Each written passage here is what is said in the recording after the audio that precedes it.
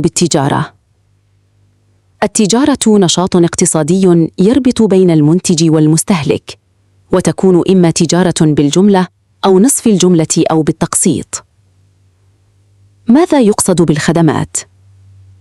الخدمات هي سلع غير ملموسة تستهلك في نفس وقت إنتاجها، مثل الصحة والبريد والبناء والنقل. إلى أي قطاع اقتصادي تنتمي التجارة والخدمات؟ تنتمي التجارة والخدمات إلى القطاع الاقتصادي الثالث. ما هي أنواع التجارة؟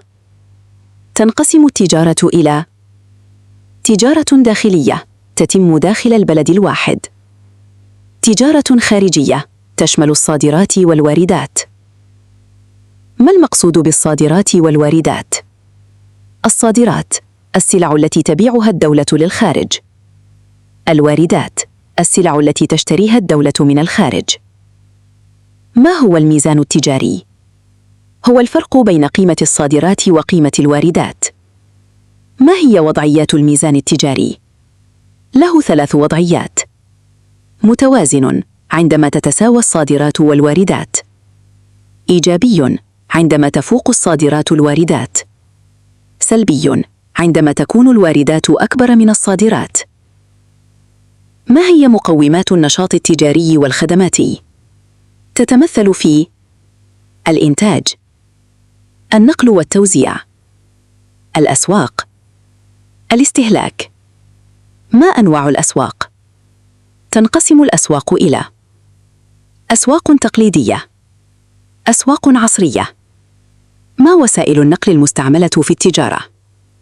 يتم النقل عبر الطرق، البحر، الجو. بماذا يرتبط الاستهلاك؟ يرتبط بعدد السكان ومستواهم المعيشي. لماذا تطورت الخدمات في الدول المتقدمة؟ بسبب تزايد التركيز الرأسمالي وتحكم المؤسسات الكبرى في مختلف مراحل الإنتاج والتوزيع والاستهلاك. ما المقصود بالسوكوشوشا في اليابان؟